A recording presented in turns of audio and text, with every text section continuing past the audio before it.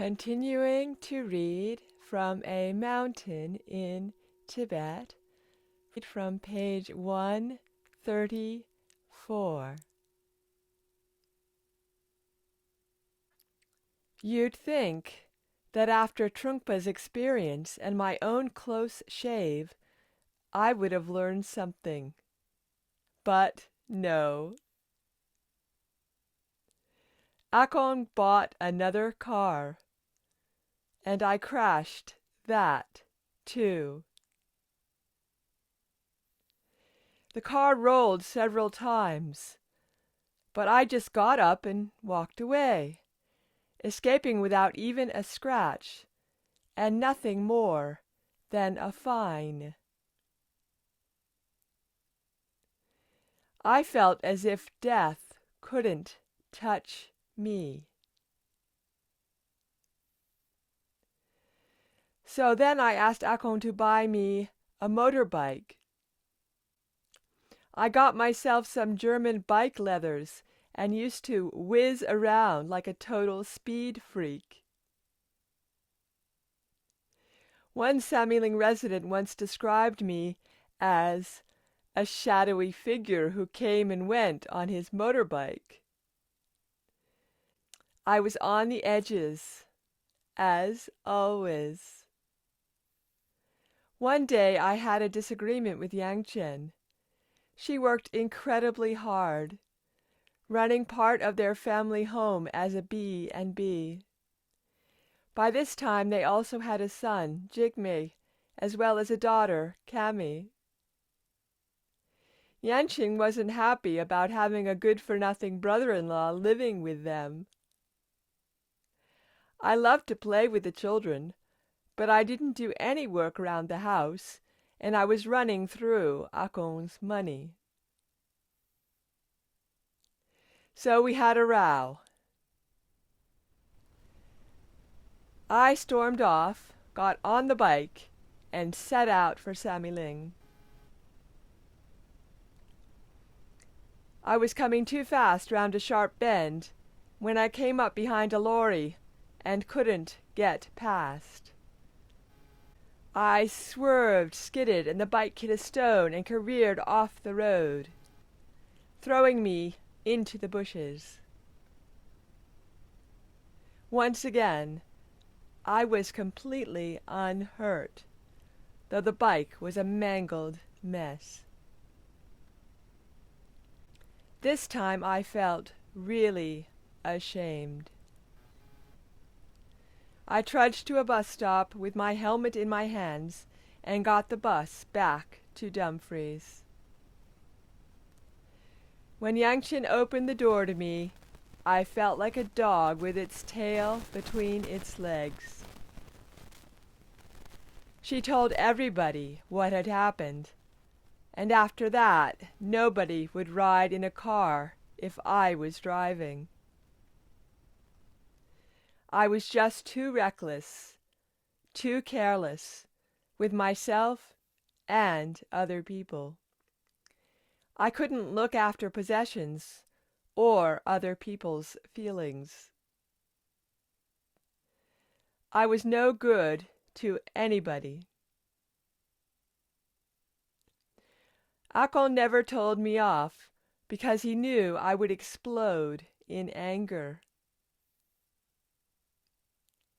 He just kept patiently and generously giving me whatever I asked for, and remaining calm when I threw a tantrum. I was like a naughty brat who would do anything to upset his family, even if it meant risking his own safety and happiness and other people's. I was drinking and smoking heavily throughout this time. One of our family friends was a man called David Robeson, whose wife Etta attended yoga classes put on by Yangchen. He was a successful and wealthy businessman who owned the second largest construction company in the south of Scotland, and he and I became close. The Robesons hadn't been able to have children of their own, and they were both absolutely devoted to Akon and his whole family. Etta was fascinated by Buddhism and spent her days looking after Jigme and Kami, taking them on excursions and even helping with cleaning and other chores. David and I were drinking buddies. He was a member of the Masonic Lodge in Dumfries and spent a lot of time there, playing cards, drinking, chatting with his friends. No women were allowed in the club, and anyone who wasn't white wasn't welcome either. But David was an important figure locally, so he pulled some strings and got me in. It was smoky and dingy, but I had fun there. I don't remember ever experiencing any hostility. Being David's friend meant I was granted exceptional status. It wasn't always so easy being one of the few Asians in a small town, though. There had been abusive phone calls in the early days of Samiling, calling us devil worshippers and telling us to go home. But nobody was ever racist to my face. I was certainly an object of curiosity, still exotic, but in the club I was also just another player round the card table, and I always got my round in, which counted for a lot. We used to play cards and snooker every Friday and Saturday nights for hours on end. Whoever lost had to buy a round of whiskey for everyone else. My card skills hadn't improved since Mussoorie, so I lost a lot. I always ended up broke and drunk after a night with David. But since Akon gave me more money, and I didn't suffer hangovers, I felt free to carry on. There were no constraints. Was this what I had been looking for when I left India? I couldn't remember. I arrived in the West at a moment when it seemed that everyone under 30 was obsessed with developing their own personal freedom. Looking back, I think I must have swallowed the Kool-Aid. The Western people who came to stay with us wanted to explore new ways of thinking and a new spirituality. They were chasing freedom from their problems, from their worldview, and from social convention. For many of them, and for some of us Tibetans, the supposed personal liberty of the West seemed to mean the freedom to live without care or responsibility. It often led to self-destructive behavior. That was what happened to me. I thought I was following my curiosity and getting to know my new world, but actually I was trapped in my confused mind, as were many others who came to Samiling at that time. I felt lost and without purpose, torn between so many different options and values. I was still resentful, arrogant, and alienated from everyone. In fact, I was drifting further and further away from any possibility of true freedom, which does not lie in breaking rules, taking drugs or drink, or even choosing a new spiritual path, but in training our minds to see things as they really are. A confused mind will be its own prison, whatever we're doing and whatever we tell ourselves. We become free when we are able to tame our minds and cultivate compassion, insight, an attitude of openness to everything that happens to us, and oneness with everyone around us. This sounds like a lot to expect of ourselves, but all we really need to do is learn how to stop struggling and let be.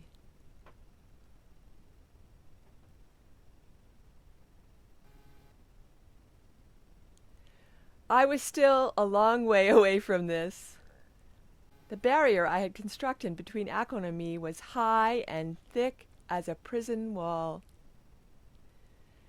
The first time I felt it really shift was when I again broke the fundamental Buddhist precept against killing. I went on a fishing trip with David up in the Orkneys. I wasn't comfortable about participating in a blood sport, but I was too busy enjoying our boozy road trip, driving around in David's Jaguar car and staying with his many friends, to give it much thought. When we got to the Orkneys, we hired a small boat and rowed out into the middle of a lake. David had brought a bucket full of worms for bait. They made me feel squeamish, so he baited the hook and then passed the rod to me. Each time I cast a line, I caught a fish. David was amazed. I seemed to have Providence on my side. I pulled out fish after fish, and he took them from me and killed them by battering their heads on the side of the boat. That made me uncomfortable and a little nauseous, but I was enjoying the sensation of being a master fisherman. At the end of one successful day, David lined up all the fish in front of me on the shore and took a photo. When we got back to Dumfries, David showed the photo to Akon, who was devastated.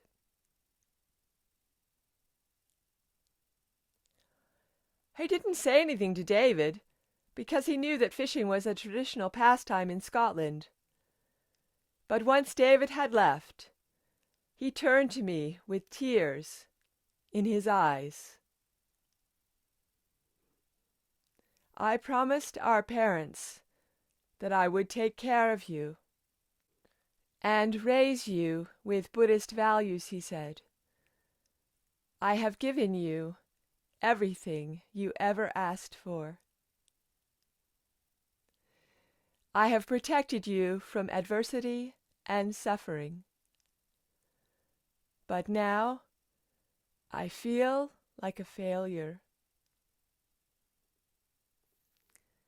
I have let our parents down.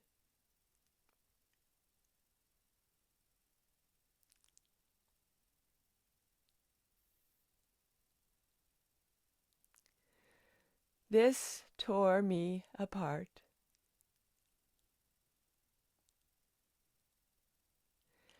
I had never seen him so upset.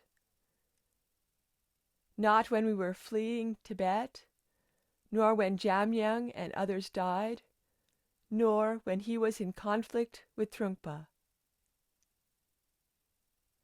My brother, who was always impassive like a rock, was in tears.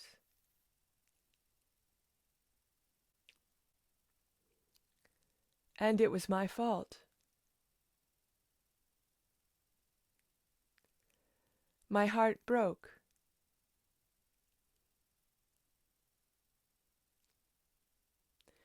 The walls I'd built around it and between us began to crumble. All my life I had done everything I could to hurt him.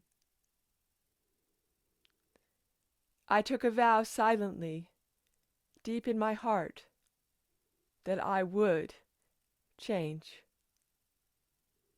I wanted him to be proud of me.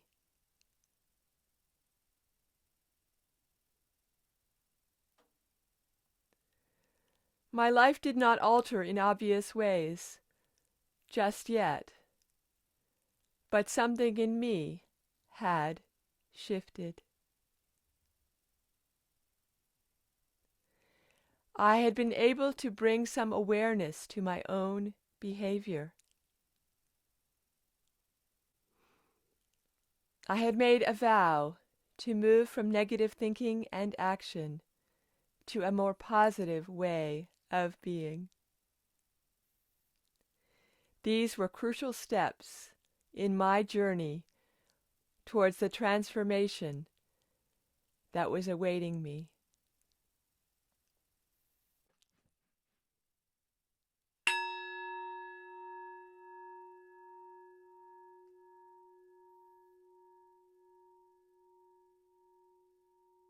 Continuing to reflect on a mountain in Tibet from page 34.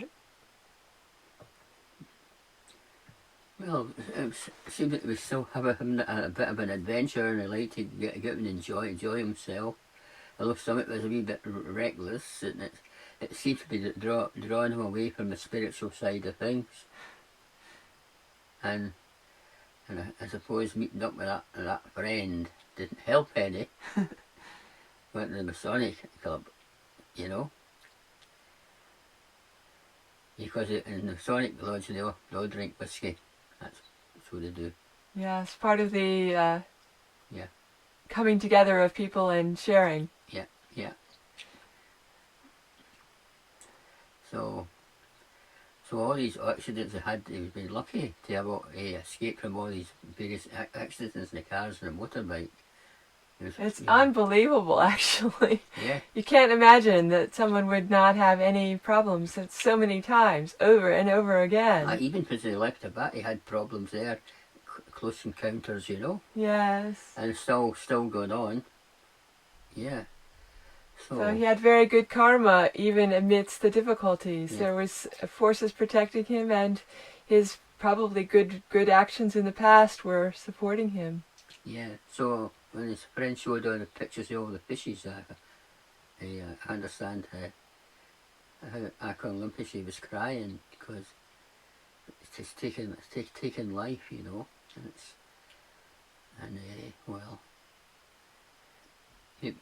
Maybe they didn't expect that of Lama Yeshe to be taking life, but it happens, you know. And so I'm sure the way that David was away, of course, because he had a different lifestyle. He wasn't a Buddhist; he was a Freemason. And so Rinpoche had to tell him off, you know, and that's why he cried. He was tried everything to help, and somehow nothing so far worked, you know. Yes. But then that incident sort of changed things in Lama Yeshe's heart, you know. It broke something open, didn't it? Yeah, it changed something, you know. And I'm sure he had to went off somewhere and started thinking serious about it, you know. Yes. Yeah. Everything had gone off balance, hadn't it? And that vulnerability on Rinpoche's part of showing his true feelings broke through to Lama Yeshe's heart. Yeah.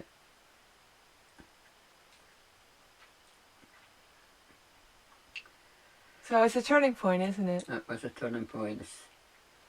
That dharmic seed was getting stronger. Yes. Yes, it was getting stronger.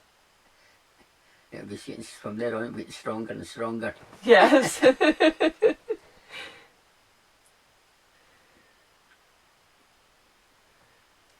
So there seems to have been a pattern of things being in balance and then out of balance and in balance and out of balance repeatedly. Yes, and seeing all the problems with other people, and then reflecting on his own problems too, and it all come together. Yes. So it probably helped for him to see some idea of what he should be doing, you know. Yes. As I'm started thinking about changing, you know. Yes. Yeah. And it was interesting that Rinpoche's wife, Yangchen, when she pulled him up, that also was putting things a little bit back in balance too, because he hadn't had anybody setting any limits. That's right. And so it was sort of like the balance that he might have had with his parents when he was young, and the balance he would have had when Jamyang was still alive with Rinpoche, Mm-hmm. and the balance he would have had with Trungpa and Rinpoche before Trungpa started changing. Yeah. And then with Yangqing and Akam Rinpoche then again set up a balance, because you had the wrathful side and the peaceful side, didn't you? Reinstated. That's right. So it was coming full circle, and he was best supported when he had that balance. That's right. Both sides. Yeah. Yeah. And he was necessary in Rinpoche's life to also be part of a balance too, because he and Rinpoche were intended to work together. Yeah. The two of them making a balance. That's right. So he was very, very lucky. Lama Yeshe Rinpoche was very lucky that he could find ways to have the balance restored, or circumstances brought the balance back into place, like the sun and the moon both back in the sky again, and the balance in the universe restored. Yeah. So he's finding his way. Yeah, I think things are starting to turn for him from that point onwards. Things are starting to turn. Yes. Yes.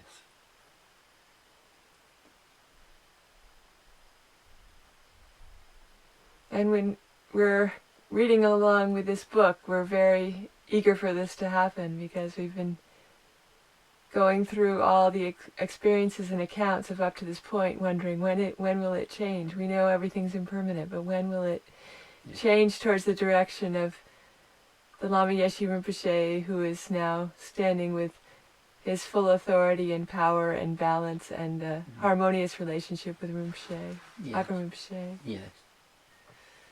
So it's a long-awaited moment. Yeah. Yes. Even for spectators on the side, participating in hearing his story by listening and reflecting on it. Yes. It makes us happy that we know that the good will triumph. Yeah.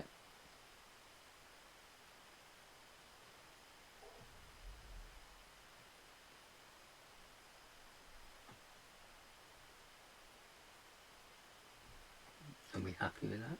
Why not? Yes. Okay. Okay.